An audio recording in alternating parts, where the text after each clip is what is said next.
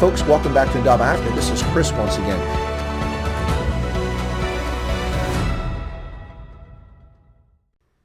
Hey folks, welcome back to Untitled Africa. This is Chris once more. Well, as part of my continuing series to celebrate Women's History Month, I'm bringing to you short videos about women who've inspired me throughout the years, who really have made an impact in my life. Some of them are quite obscure for many of you, but here's someone that inspired me as an investor early in my life, and that is none other than Mickie Siebert. Who am I talking about? Well, brash, cheeky, or a maverick. Known for her chutzpah, warm personality, her generosity, and her success, and frequently quoted. Muriel Siebert was born on September 12, 1928 in Cleveland, Ohio, and passed away on the 24th of August, 2013 from cancer. She was an American businesswoman and a true pioneer in every sense of the word. She attended Western Reserve University, which later became Case Western University, but unfortunately had to leave early because her father fell ill with cancer. So she never graduated from university, but that didn't stop her. Mickie was fearless. She was something else. She really accomplished so many things in her life. It's quite amazing, and set a fine example for so many people. You know, she was on Wall Street when no women were on Wall Street. Unbelievable what she did. Well, she went on Wall Street in the 1950s. She didn't have a college degree, so she lied. She said she had a degree, and she didn't. Of course, those days, proving such things were a bit more difficult than they are today with connected networks. But she lied about having a college degree, so she could get her first job training as a researcher for Bach and Company, and she worked there. But she changed jobs 3 times because she was being paid less than the men who were doing the same work as her, which obviously didn't sit too well with her. When she was talking to her friend Gerald Tsai, a very famous investor from that time frame back in the 1960s, she asked him how she could make as much money as a man. Well, he said, buy a seat on the stock exchange. Well, that seemed like a bit of a pipe dream. So at the time, you'd have to have a backer to get you a seat on the exchange. She asked 9 different men, all of whom refused. And finally, the 10th that she asked decided to back her and sponsor her entry onto the New York Stock Exchange. Now, the exchange wanted $445,000, an astronomical sum back in the 1960s. $300,000 of that had to be secured from a bank, not from your own wealth. So for 2 years she tried, and eventually Chase Manhattan loaned her the money so that she could purchase a seat in the New York Stock Exchange. On December 28, 1967, Mickie Siebert became the first woman to buy a seat and become a member of the New York Stock Exchange. She was the only one there because there was no toilet, and she had to go to a different floor to use the toilet, and that continued for another 20 years or so until she finally threatened to put a porta potty on the floor, and the stock exchange finally relented, installing a ladies' restroom. It took quite some time. In 1969, she founded Muriel Siebert and Company, a brokerage firm which exists to this day. It was sold 4 years after her passing and now belongs to someone else, but Siebert still exists as a financial services company to this day and a brokerage firm.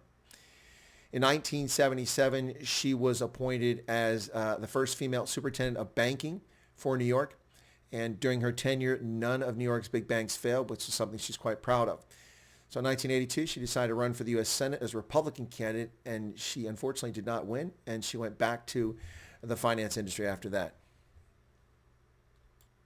Although never a college graduate, she nonetheless was quite an impressive intellectual woman, writing her own autobiography published in 2002 called Changing the Rules, Adventures of a Wall Street Maverick. She also received an honorary doctorate from Wagner College along with 17 other honorary degrees in her lifetime. She was also famed for her generosity. She started the Siebert Entrepreneurial Philanthropic Plan in 1990. And she was recognized for her work by being inducted into the National Women's Hall of Fame in 1994. She later became president of New York Women's Agenda. So you can see she was quite active in many different philanthropic activities. She also spent a large portion of her financial fortune, her wealth, on funding women's businesses and promoting financial literacy, and as well as supporting animal welfare charities. Now, promoting financial literacy is something she and I had very much in common, and one of the things that helped inspire me. Mickie was very much on the forefront of that, trying to educate people about financial literacy, and for that I've always respected her.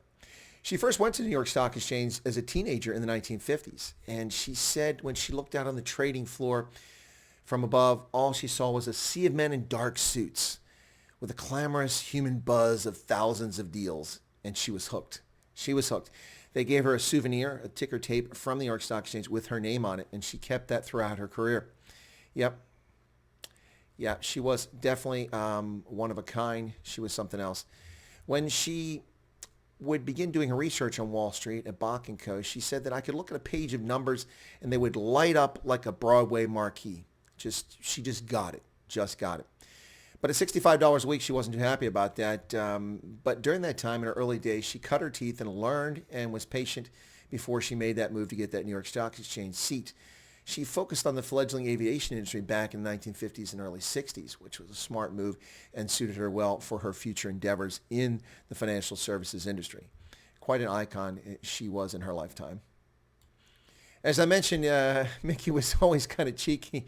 You know, she said that when she became the only woman on the New York Stock Exchange with 1,365 men who were on the floor with her, she said that people made a big deal about where she would go to the restroom at since there was only a male toilet. And she said, not since I was a baby had so many people been so interested in my bathroom habits. Typical Mickie Siebert. Good stuff. You got to love it. Now, she did face a number of challenges, not the least of which is a woman in an all-male world. Now, there were no rules against women on the stock exchange. Just no one had ever done it. No one ever had the chutzpah to do it. She did it. She pulled it off and was the first and the pioneer and kind of set the stage for all those who came after her.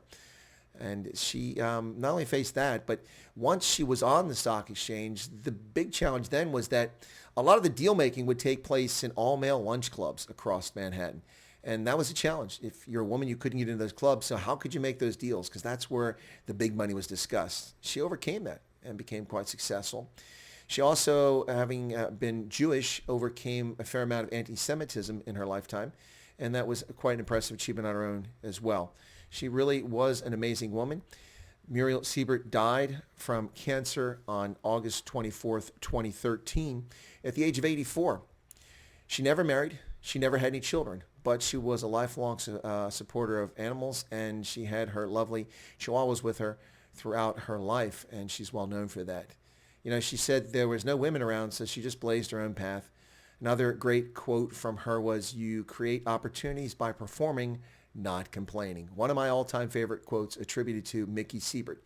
You create opportunities by performing, not complaining. And that's something I think we could all take to heart and use as we go forward.